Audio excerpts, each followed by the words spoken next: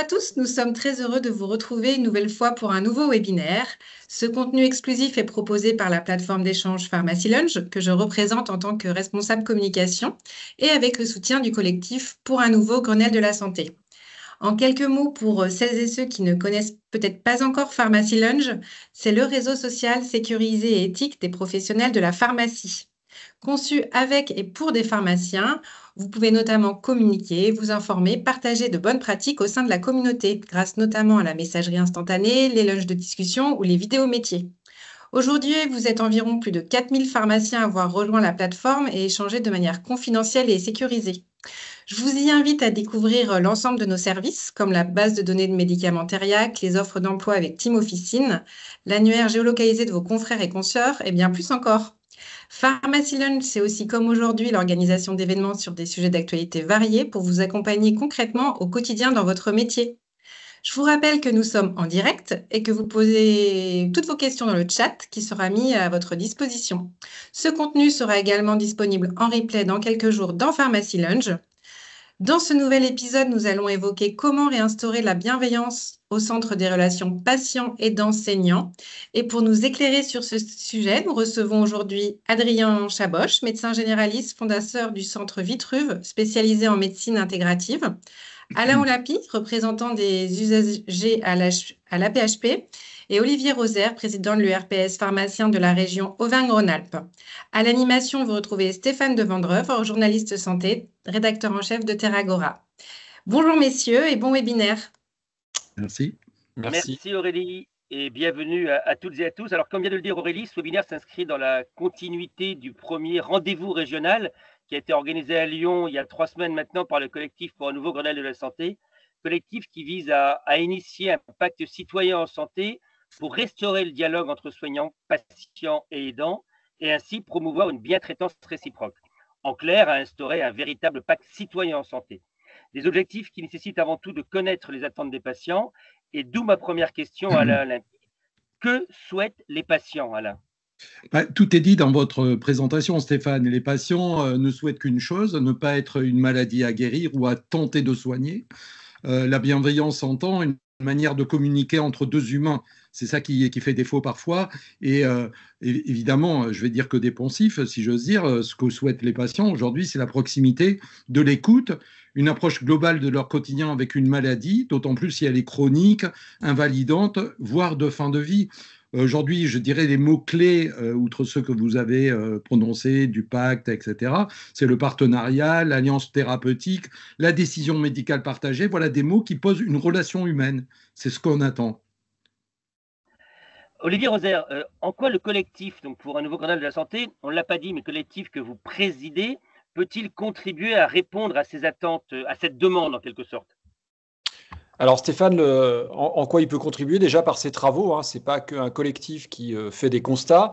Le collectif travaille sur une charte de bientraitance en partageant les expériences des uns et des autres, que ce soit les expériences des professionnels de santé, les expériences de patients. Alain Olepi est là pour en témoigner, mais dans les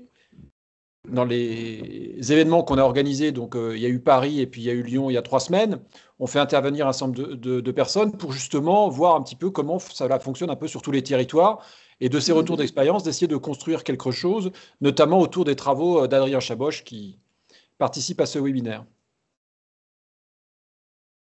Et alors, comment ce besoin de bientraitance, que c'est quand même le maître mot, le mot-clé en quelque sorte, comment ce besoin de bientraitance est-il ressenti par les pharmaciens? Alors, ce qu'il faut voir, c'est que dans cette notion de bientraitance, ce n'est pas que dans une relation forcément que patient-soignant, ça peut aussi être entre soignants. Et pour les pharmaciens, alors que je représente, mais je suis président du collectif au titre des professionnels de santé, pas forcément que au titre des pharmaciens. Il est vrai que pour les pharmaciens, il y a forcément l'idée d'avoir une relation apaisée avec les patients dans un contexte de crise du système de santé qui a tendance à tendre et les uns et les autres. Et puis, une relation aussi, je dirais, plus harmonieuse entre les professionnels. Là aussi encore, on est tous dans une activité assez tendue et on n'a pas assez de moments peut-être pour organiser, poser les choses et regarder comment on peut travailler les uns avec les autres de manière beaucoup plus construite. Adrien Chaboche, vous venez d'écouter un patient et un confrère pharmacien. Pour vous, comment favoriser l'écoute des patients et des aidants aujourd'hui? Oui, c'est vrai que la dimension de l'écoute, de base, tout le monde est d'accord. On écoute nos patients, on prend du temps, etc. Mais c'est une donnée qu'on a du mal à matérialiser. Alors, la piste qui est à suivre s'appuie sur une donnée factuelle, matérielle de notre système actuel, qui doit changer dans notre pratique, et qui permettra d'être bénéfique et de valoriser, c'est le temps de consultation. La moyenne en France aussi, avec optimisme, à 10 voire 15 minutes. Ce temps, il est compatible avec des motifs urgents et ponctuels qui font partie évidemment de la santé de tous les jours, mais elle n'est pas compatible avec une temporalité respectueuse d'un temps de parole pour aborder des sujets parfois dont les affects, la souffrance, la complexité sont présents.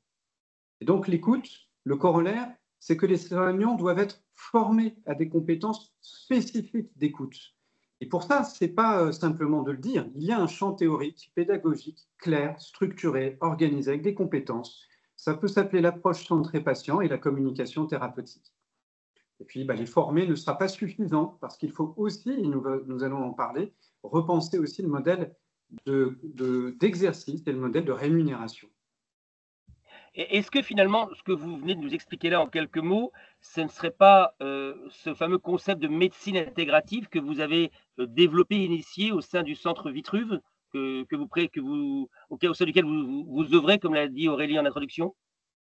Dans cette expérimentation, mais réaliste, comme le disait très bien tout à fait Olivier tout à l'heure, on ne fait pas que soulever des concepts, on agit sur le terrain. Et moi, sur mon terrain, le centre Vitruve a permis d'associer et de relier 30 praticiens médicaux, paramédicaux et de pratiques complémentaires avec un projet de santé destiné à soigner l'humain dans sa globalité.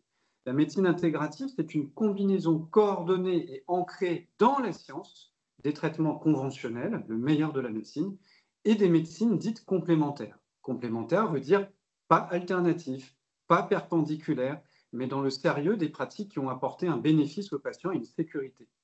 Et cette approche globale et intégrative, elle se concentre sur la prévention et le maintien de la santé, c'est-à-dire le développement aussi du bien-être qui correspond à la définition de l'OMS.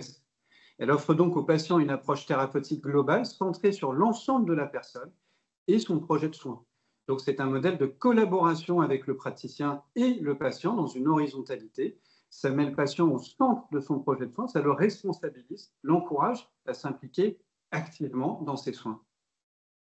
Alain Lapi, Aurélie l'a dit aussi en introduction, vous êtes représentant des usagers à l'AP-HP. Moi, j'aurais envie de dire que vous êtes, au-delà de ça, un patient militant en santé. Et justement, de ce point de vue-là, quelle devrait être la place des patients dans la perspective d'un système de santé global qui intégrerait une véritable politique de prévention? Et alors, ma question porte plus précisément sur la relation de soins. Quelle serait la place des patients dans cette relation de soins? Alors Stéphane, je vais reprendre ce mot d'abord, je suis un patient impatient, ça c'est vrai, plutôt, ça vous le savez, mais je vais reprendre plutôt la notion, si vous voulez, je vais évacuer la notion de patient et dans un premier temps, je vais reprendre celle de représentant d'usager. Parce que le but et notre but dans le système de santé global, c'est justement et vous avez pointé la prévention, c'est d'être usager, de comprendre la santé, comprendre comment on peut préserver cette santé qui nous est chère, et c'est la notion de prévention, donc d'usager et de prévention. On est tous des usagers avant d'être patients, et les usagers, c'est vrai que la prévention, elle doit se prendre dès le plus jeune âge, apprendre à rester en bonne santé, je pense que c'est essentiel. L'alimentation, bien manger, l'exercice physique, ne pas fumer, boire avec modération, tout ça, ça se prend dès le plus jeune âge et ça, c'est l'affaire de tous, de tous les usagers. Mais quelle que soit notre position dans le système de patients aux soignants, des politiques administratives, organisations, on est tous concernés par cette éducation, si j'ose dire, à la santé. C'est ça qui pêche là-dessus dans notre système de santé global. Il y a des petits moments dans l'éducation qui sont consacrés à la santé, pas assez, et je pense qu'il faut militer là-dessus. Ça coûte pas d'argent, c'est à inclure dans un système finalement scolaire. Donc si tous les acteurs y mettent du sien, je pense, et puis individuellement bien sûr, ça fait partie des petits devoirs qu'on a personnellement. Après, quand on est malade, effectivement, la coordination des soins, c'est ça qui pêche. hein. Dans une ville avec le médecin traitant, les spécialistes, les autres professionnels de santé, compris diététiciens, psy, j'oublie pas nos amis pharmaciens bien sûr. Maintenant, on a les maisons de santé pluriprofessionnelles, les CPTS, entre l'hôpital et la ville. C'est vrai que malheureusement, il y a beaucoup de solitude là-dessus. Et puis, la plupart des patients sont leurs propres coordinateurs ou doivent l'être, ou alors un proche ou un aidant. Alors tout ça, ça s'apprend. Nous, les associations de patients, on pourra en reparler, sont là justement pour sensibiliser, pour aider à cette compréhension du système de santé, à cette coordination de ces soins. Mais voilà, après, il faut pouvoir, effectivement, quand on est patient, on n'a pas toujours l'énergie pour, et puis vouloir aussi, c'est clair. Hein, donc entre la fatigue, la culture, et puis je veux pas parce qu'il y a les dénis, et puis bon, voilà. Donc on a bien compris que la relation de soins ou le soin en général, c'est une affaire de tous, c'est ça le mot de la fin, si j'ose dire. Mais effectivement, on a des blocages soit individuels, soit je dirais, des différents silos ou du fait que vous avez posé le problème, les professionnels ne travaillent pas, je ne vais pas dire ne veulent pas travailler ensemble, mais ne travaillent pas assez ensemble. Alors, vous parlez de patients avec un grand P et de manière globale, mais moi, la question qui me taraude, c'est de savoir s'il ne faut pas distinguer finalement entre les patients chroniques et les patients souffrant de pathologies aiguës. Et si on fait cette dichotomie, est-ce que finalement la bientraitance doit être appréhendée de la même manière pour les pathologies chroniques et pour l'aigu? Alors, bien sûr qu'elle doit, du moment où il y a une relation d'humain. Après, je pense qu'il y a peut-être plus de résilience dans l'aigu. Quand on est sorti de l'hôpital ou quand on n'est plus malade, effectivement, bon, on sait, on est dans l'aigu, c'est un mauvais moment à passer, entre guillemets. On sait que si on prend les traitements correctement, enfin, c'est ce mauvais moment à passer. Voilà, bon, on est dans la résilience. Si on a eu affaire à des professionnels de santé un petit peu rudes, si on n'est pas content de ses soins, on va vite oublier parce qu'on est dans la vie en bonne santé. Après, quand on est dans le long terme, on s'installe dans une relation et donc la bienveillance et la confiance, je dirais, sont les deux jambes. Alors, on pourrait discuter de la tête, des cerveaux et des deux bras armés, mais ça, c'est une autre question. C'est peut-être dans les questions, dans le chat on va voir des suggestions sur la tête et les deux bras. Vous Mais les avez deux commencé, jambes, en tout cas, c'est confiance et bienveillance, ça, c'est clair. vous avez commencé à évoquer la notion de travail en commun, de coopération presque interprofessionnelle, mais euh, au-delà de cela, quelles mesures pourraient être mises en place concrètement pour améliorer, pour renforcer ce suivi des soins qui sous-tend la bienveillance? Alors, moi, je pense, bon, on a parlé du patient ou de ses proches coordinateurs des soins, évidemment, mais bon, après, il y a aujourd'hui, il faut reconnaître par rapport, enfin, ces dernières années, on est quand même dans l'esprit avec différents dispositifs d'appui, notamment pour les soins lourds, les personnes dépendantes, les personnes âgées. Bon, mais ce qui manque, donc ça se développe, hein, je ne vais pas parler du 15 qui a développé aujourd'hui toute une gamme, effectivement, d'écoute, d'orientation, certes, qui est peut-être insuffisante, qui est peut-être. Mais ça existe. Il y a quand même des choses qui se développent. Et, évidemment, on va reparler des CPTS et autres. Mais tout ça, est-ce que c'est connu du grand public? Est-ce que c'est connu des professionnels eux-mêmes? C'est ça la problématique, c'est que on a peut-être plusieurs dispositifs, mais qui sont largement méconnus. Je vois les centres d'appui qui se montent dans les régions. Aujourd'hui, c'est totalement méconnu, y compris des professionnels qui sont censés orienter ou s'en servir eux-mêmes, parce qu'il y a énormément de choses qui servent aux professionnels et qui ne sont pas utilisées. Donc la connaissance, l'information, la communication sur ces dispositifs, sur les possibilités de coordination, en tout cas, ou de suivi du patient, voilà, il y a encore un petit peu de boulot là-dessus. Olivier Roser, on a évoqué les coopérations interprofessionnelles, donc ce que je serais tenté d'appeler la pluridisciplinarité. En quoi peut-elle contribuer justement à la qualité des soins, selon vous? Alors déjà, en préambule, je dirais qu'on a la chance d'avoir Alain dans le collectif parce qu'il a une culture du système de santé et de l'organisation des soins que même beaucoup de professionnels de santé n'ont pas. Et deuxièmement, ce qu'on sait aussi, enfin, ce qui est documenté, c'est qu'une des pistes pour l'amélioration de l'état de santé des gens, hein, le bien vieillir en bonne santé, c'est l'amélioration des parcours. C'est pour ça qu'il y a un certain nombre de choses qui essayent de se mettre en place, essayent de se construire, pour avoir un parcours un parcours de vie dans le système de santé. Alors, je n'ai pas envie de dire seulement un parcours de soins, parce qu'il n'est pas question de faire que soigner les gens. Il faudra évidemment s'intéresser beaucoup à la prévention, mais sur la pluridisciplinarité. Alors, bien évidemment, aujourd'hui, vous interrogez les gens, ils n'ont pas de notion de parcours de soins. C'est-à-dire, ils vont encore à droite, à gauche, entre leur médecin traitant et le pharmacien. On se parle un petit peu, mais les patients cloisonnent un petit peu les deux. Alors que dire de l'hôpital, où ils ont vraiment l'impression d'être dans deux mondes totalement différents. Donc forcément, la pluridisciplinarité, si elle se concrétise de manière visible pour les patients, c'est déjà une notion de bientraitance, parce que le patient, peu importe à qui il va avoir affaire, il va se sentir reconnu. Voilà, je donne toujours l'exemple d'un patient qui sort de l'hôpital avec un traitement un peu lourd, et il arrive à la pharmacie, et nous, on découvre son traitement. Il voit tout de suite, lui, la rupture dans la continuité entre les professionnels de santé. Donc, on essaye de travailler un petit peu ces sujets, mais forcément, lui, ça ne le rassure pas de se dire, lui, il ne sait pas ce que j'ai. Il le découvre avec l'ordonnance qu'on lui donne. Donc, c'est une notion de maltraitance. Alors effectivement, on parle de maltraitance aujourd'hui ou de bientraitance. Il faudrait déjà regarder ce que ça englobe comme notion. La maltraitance, elle peut aller d'un épiphénomène à quelque chose de beaucoup plus gravissime. Mais il est évident que si les professionnels de santé avaient plus de temps pour construire ensemble les parcours autour d'un patient, forcément, le patient il serait déjà naturellement satisfait de sa prise en charge. Après, les traitements, c'est encore autre chose. Adrien Chaboch, Olivier vient de parler de la notion de temps, mais au-delà de ça, comment faire en sorte que les soignants entendent ce que veulent les malades également? Oui, il faut partir de cette notion de temps, c'est évident. Le temps de consultation, on l'a dit, il est indispensable pour que les patients puissent avoir la disposition d'évoquer pas que les symptômes dans l'aigu, comme on vient d'en parler.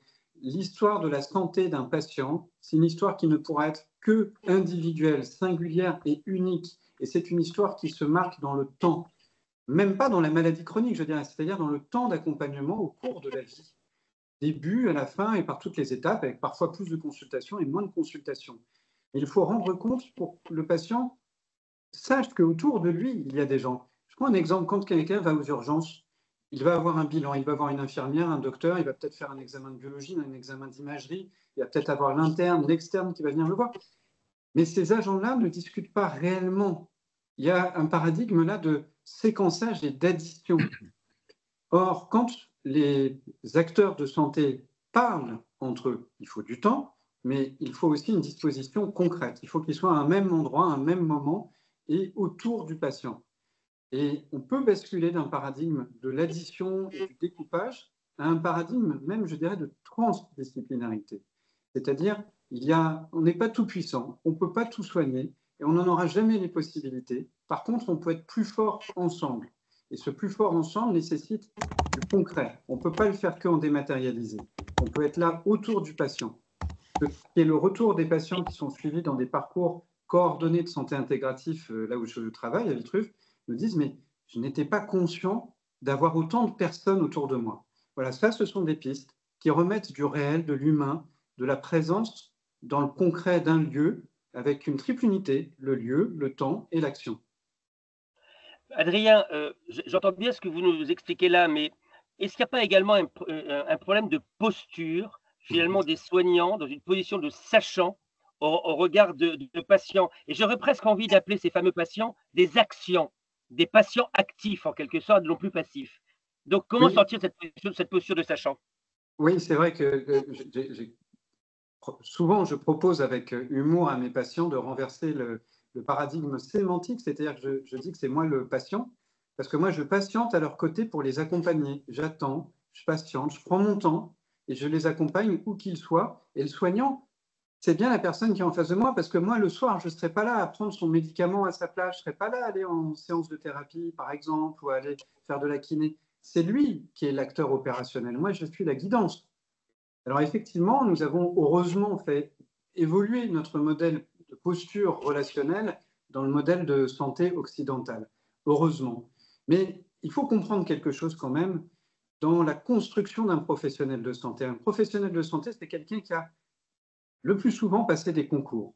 Et ces concours, ils sont marquants, parfois traumatisants, parce qu'on va sélectionner ceux qui ont été capables d'apprendre beaucoup de quantité en peu de temps et de le recracher sans le comprendre, sans analyse, sans forcément un raisonnement de fond, et surtout sans les sciences humaines, sans la psychologie. Bon, qu'est-ce que ça fait?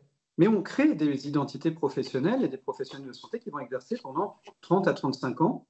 Et ces professionnels de santé ont été marqués par le fait que de ne pas savoir, c'est une faute, une erreur, c'est de ne pas être compétent.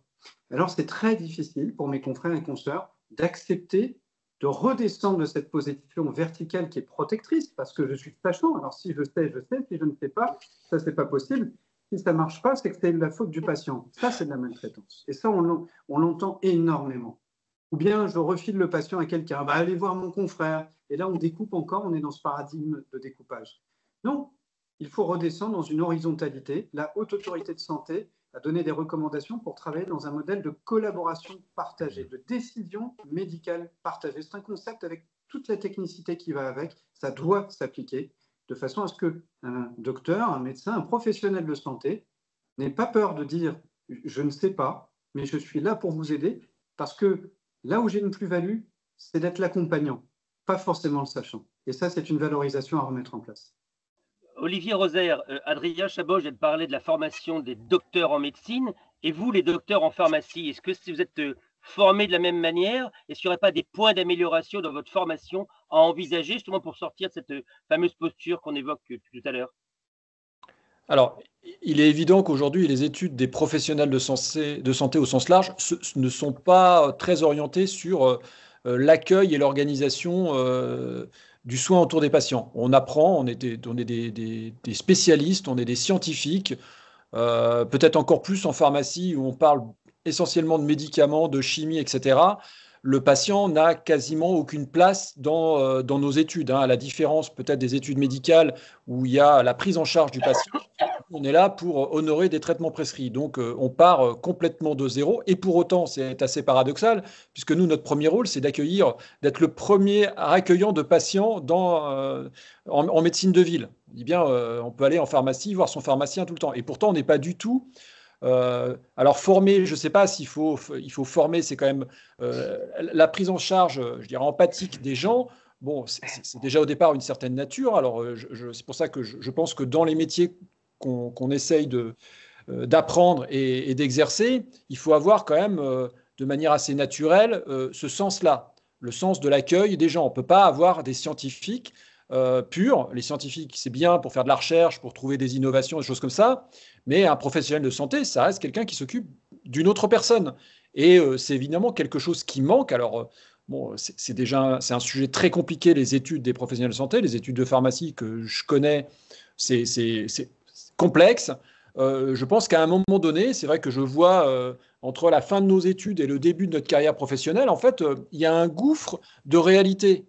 C'est-à-dire qu'on peut être des très bons scientifiques, on connaît, on va faire de la conciliation, des choses, parce que les molécules, on les connaît par cœur, mais par contre, on ne connaît pas les gens. On ne sait pas, voilà. Et donc, c'est l'expérience qui nous apprend ça. Je ne suis pas persuadé qu'un pharmacien qui a son diplôme depuis 6 mois aurait pu être, par exemple, à ma place pour parler de ce genre de sujet parce qu'il n'a pas eu 25 années de patients avec plus de 100, 150, 200 patients par jour pendant 25 ans, où il peut voir tous les cas de figure qui puissent se présenter, de gens qui sont angoissés, stressés, très malades, en fin de vie, etc. Donc là, c'est ce qu'on apprend.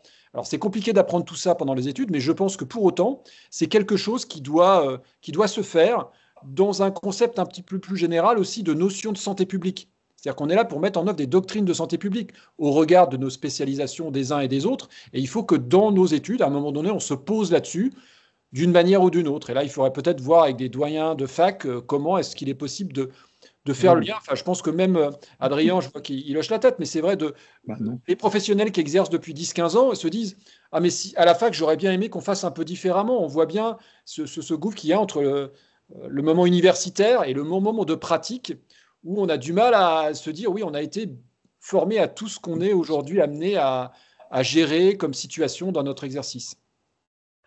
Aurélie, je crois qu'on est arrivé, déjà, on a pas mal débroussaillé, si j'ose dire. Il est donc peut-être temps de prendre une première salve de questions de nos auditeurs, du public.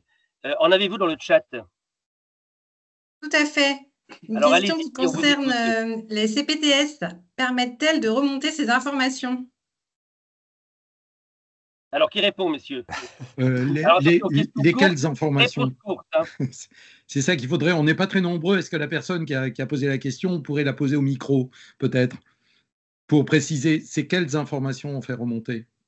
Qui a posé la question? Dénoncez-vous. C'est plutôt les informations de maltraitance.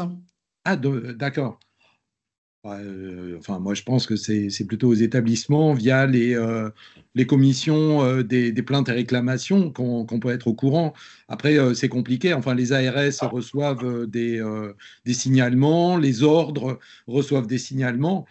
C'est à l'initiative des patients et des proches que c'est remonté. Les CPTS, évidemment, tout professionnel de santé qui est au courant, mais je ne sais pas si les CPTS, c'est très courant qu'ils fassent remonter.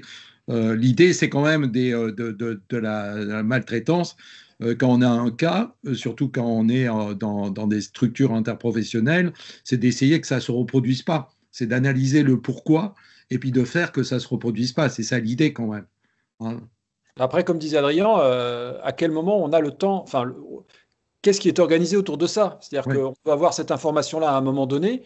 Aujourd'hui, effectivement, dans les réunions de CPTS, enfin dans les projets de CPTS, il n'y a pas ça. Il faut être clair, il n'y a pas ça. Les sujets de maltraitance, de mauvais traitement sont remontés à tout un tas d'institutions. Les ARS, comme tu l'as dit, nous, dans la pharmacie, on a beaucoup au Conseil de l'Ordre, les gens au Conseil de l'Ordre. Voilà. Et après, en fait, qu'est-ce qu'on fait de cette information? Comment elle est retraitée sur le terrain pour faire en sorte de comprendre déjà la situation, parce que il ne faut pas rester sur du verbatim, il faut regarder ce qui s'est vraiment passé avec les professionnels. Et après, le travail, c'est comment y répondre. Et peut-être que, j'ai envie de dire, le collectif, ça fera partie des travaux du collectif. Je crois qu'il faut agir sur le terrain. Sur ce terrain, il y a de bonnes initiatives, il y a de très bonnes choses qui sont descendues des CPTS. L'idée est principalement géniale. Ce sont des communautés professionnelles territoriales de santé, pour rappeler pour tout le monde, qui souhaitent s'organiser normalement à leur initiative, mais c'est une loi obligatoire dans toutes les communes, autour de projets de santé. Donc, pour répondre à la personne qui posait la question, si le sujet n'est pas saisi par la CPTS, il n'y aura pas de remontée. Si le dispositif n'existe pas, il n'y aura pas de dispositif. Le problème étant que cela nous montre bien que les CPTS peuvent être facilitatrices ou à l'inverse handicapantes, parce que ça peut complètement gréver par une temporalité qui est complètement étouffante. Je travaille dans une CPTS, c'est une obligation déontologique que je me suis donnée, mais on est écrasé sous le temps. Et je rappelle que quelqu'un qui travaille pour organiser, mener des projets pour une CPTS, pendant ce temps-là, ne peut pas se dédoubler, donc il ne voit pas de patient. Donc on crée quelque chose qui est monstrueux finalement et qui embolise le système. On ne peut pas répondre à des problèmes administratifs en créant à nouveau une surcouche administrative. Il y a 14 couches de fonctionnement hiérarchique entre la base soignante et le ministère de la Santé. On ne peut plus fonctionner comme ça. Aurélie, une autre question. Oui, question pour vous, Olivier Rosaire, qui êtes pharmacien. Comment vos confrères et consoeurs peuvent s'inscrire dans un cadre de bienveillance avec leurs patients, autre dans le cadre de relations de comptoir? Y a-t-il un cadre spécifique?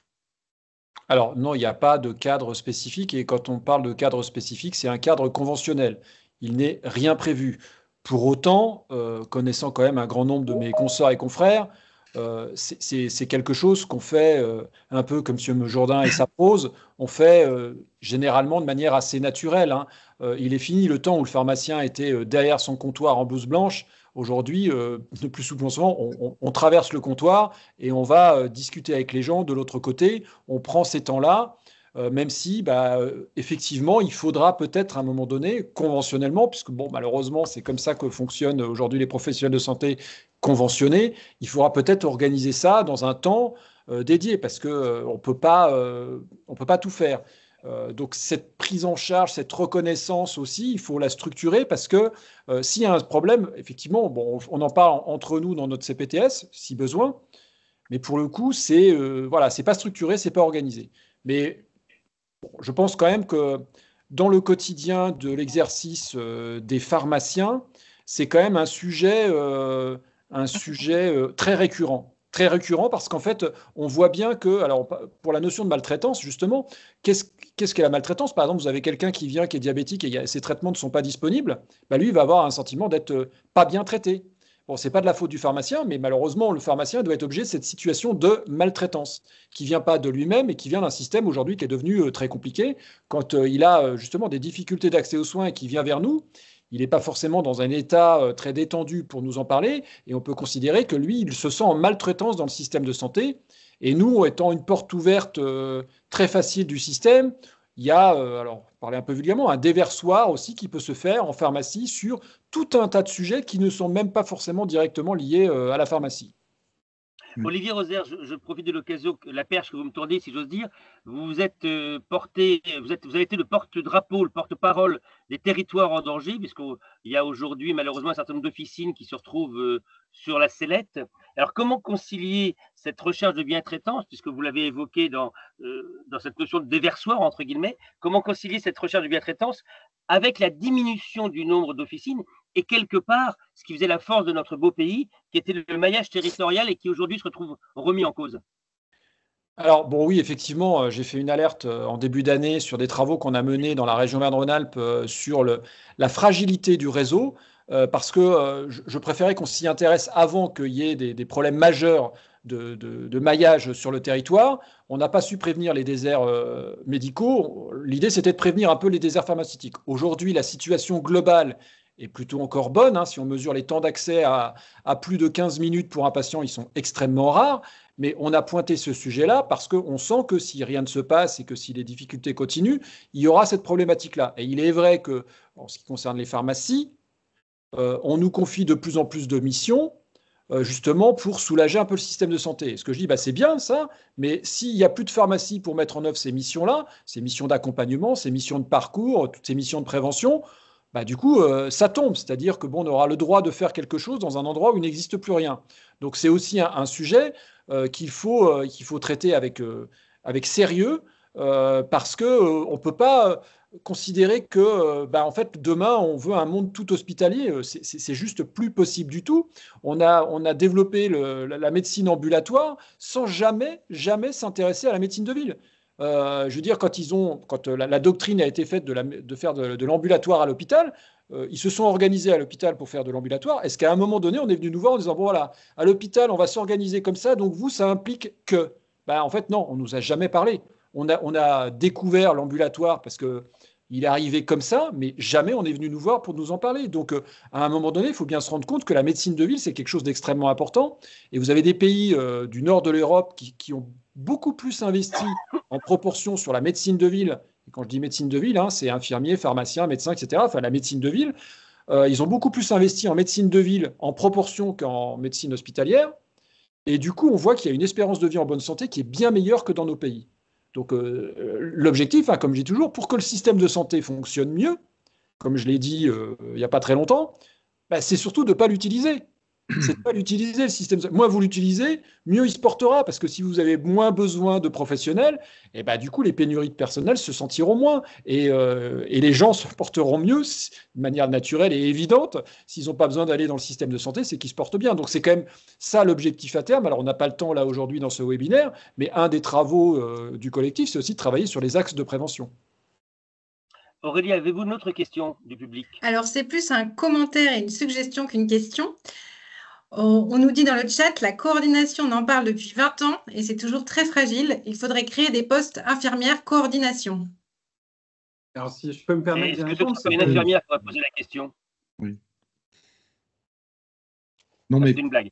Pas que, il y a quand même différents moyens. Je l'ai dit, le patient qui peut coordonner ses soins, c'est quand même… Voilà. Après, il y a plein de pistes qui sont explorées aujourd'hui, qui sont sur différents publics. C'est clair que s'il y a des professionnels dédiés, mais est-ce qu'il y aura suffisamment de professionnels dédiés pour les millions de patients chroniques demain? Non. Il n'y aura jamais assez. Donc, je pense, on n'a pas cité les associations de patients, puisqu'il y avait un commentaire sur le patient qui méconnaît sa maladie, comment faire qu'il soit un acteur. Il y a les associations de patients qui sont là, toutes ces associations qui peuvent être aidantes. Moi, le message que j'ai envie de faire passer, quand malheureusement, malgré tout le travail d'Olivier de prévention que collectivement on mène, comment on évite d'être malade, mais quand on est malade, il ne faut pas rester seul. Et il y a quand même tout un tas de dispositifs de gens autour de soi qu'on peut solliciter. Il y a du premier recours, on a vu les pharmaciens qui sont là avec leurs grandes oreilles dans les territoires, comme je dis, mais aussi toutes les associations de patients qui sont là pour vous aider, pour vous accompagner. Et les pairs sont aujourd'hui très actifs, soit dans les établissements, soit sur le terrain ou en proximité. Donc il faut s'en servir aussi. Il ne faut pas hésiter d'aller vers aussi quand on est patient. Alain Olympie, vous évoquez les associations de patients et je sais que vous avez été à la pointe, vous, de votre côté, pour développer les patients experts. Quelle place, quel rôle pourraient jouer ces patients experts également dans cette évolution du système que nous préconisons? Mais aujourd'hui, ils sont très actifs, notamment, enfin un peu partout, les patients experts. Alors, ces patients experts, ce sont des pairs, avant tout. Experts, on pourrait l'écrire P-A-I-R-S d'ailleurs, pairs, qui sont des personnes malades ou des proches de malades, qui effectivement ont l'expérience de vie propre, ont le plus souvent fait des formations ou font partie des associations qui permettent, ce sont des écoutants qui ont entendu, qui ont compris, qui accompagnent d'autres malades et qui, du coup, peuvent travailler sur les parcours de soins, améliorer tout le système. Et donc aujourd'hui, l'idée, c'est d'avoir des patients partenaires, on va dire, plutôt que experts. Le mot expert agace un petit peu les autres experts, ceux qui ont fait des études longues et contraignantes, comme dirait Olivier et d'autres médecins. Donc, il y a l'expertise personnelle, mais aussi celle qu'on apprend de nos pairs en les côtoyant avec une parole libre, parce que quand vous avez un autre patient en face de vous, vous dites des choses, nous on entend des choses que n'entendent pas nécessairement le médecin traitant ou d'autres spécialistes. Donc, on se nourrit de toutes ces discussions aussi, et ce qui fait notre expertise, c'est de pouvoir améliorer les parcours de soins, améliorer les soins, etc. Moi, je suis à la PHP. Mon rôle, c'est vraiment d'améliorer les parcours, d'entendre les plaintes et les réclamations, de faire que ça ne se reproduise pas, en accord, en travaillant avec les soignants, en travaillant avec les administrations, en travaillant avec tout l'écosystème, je dirais, qui est actif et qui est impliqué. Parce qu'aujourd'hui, qu'on s'entende bien, tous les professionnels de santé, on a tous une volonté, c'est que ça se passe bien pour tout le monde. Hein, y compris un patient, je dirais à Olivier, un professionnel de santé, c'est un patient heureux, mais un patient heureux et content, c'est un professionnel de santé aussi qui est heureux. Adrien Chaboch, un peu en guise de conclusion, je voudrais vous poser une dernière question. On a beaucoup parlé de bienveillance, de bientraitance, mais en médecine de ville, le médecin que vous êtes, quels seraient, selon le médecin que vous êtes, les critères de bientraitance, de la bientraitance en médecine de ville? C'est difficile de les résumer en quelques mots, mais on peut avoir quelques mots-clés. En tout cas, ça se développerait à partir de la définition de la santé de l'OMS. C'est avant tout un état de parfait bien-être physique, psychique, social. On pourrait rajouter aussi spirituel et sexuel, et qui ne se limite pas en l'absence de maladie et d'infirmité. En déclinant de ça, il y a des termes qu'on doit retenir: l'accueil, l'écoute, la disponibilité de réponse, la disponibilité humaine et mentale, la reconnaissance collaborative, c'est-à-dire le sentiment de valorisation réciproque du praticien respecté et de la valeur aussi du patient, l'usage raisonné des médicaments, tout en proposant des solutions aux patients, notamment non médicamenteuses. Le tout médicament ne fait pas tout. C'est l'humain qui aide beaucoup aussi et qui sublime le médicament. Et puis surtout, j'en terminerai avec ça, il n'y a jamais de petite maladie. Il n'y a pas de c'est dans la tête, ça n'existe pas. Tous les motifs de consultation sont là pour que le patient exprime quelque chose de sa vie, qui est une porte d'entrée pour l'accompagner. Et si nous définissons notre rôle, non pas comme simplement de guérir, mais d'accompagner toujours et d'écouter toujours, alors notre paradigme va changer. Bien, écoutez, merci beaucoup, messieurs, pour tous ces éléments. On n'a pas fait le tour de la question parce que le sujet est vaste. En tout cas, je vous inviterai à retrouver ce webinaire, en tout cas l'enregistrement sur le lounge de Pharmacy Lounge. Je vous inviterai également à aller visiter Terragora, où vous retrouverez des articles qui synthétisent ce qui s'est passé au Grenelle de la santé. Et je vous inviterai surtout à assister au prochain colloque que le collectif pour un nouveau Grenelle de la santé organisera dans l'Ouest, à Rennes, dans le Sud-Est, à Marseille, et dans les Hauts-de-France. Donc, vous voyez, l'année 2025 sera riche et en tout cas présentera autant d'occasions que nécessaire pour avancer et faire évoluer notre système de santé. Merci à toutes et à tous et à très bientôt. Merci à vous tous Merci pour votre Stéphane. présence à ce webinaire. Un Merci grand merci à Aurélie. nos intervenants, Adrien Chaboch, Alain Olapi, Olivier Rosaire pour vos interventions enrichissantes, Stéphane de Vandreuve pour l'animation. Nous espérons que vous repartez avec des idées nouvelles pour repenser ensemble le système de santé et poser de nouveaux jalons sur la voie du développement harmonieux des soins. Ce webinaire sera bientôt disponible en replay dans Pharmacy Lunch dans quelques jours. On vous donne rendez-vous très bientôt pour de nouvelles aventures sur des thématiques toujours aussi passionnantes. À très bientôt. Merci Aurélie. À bientôt. Merci Stéphane. Merci. Merci à tous.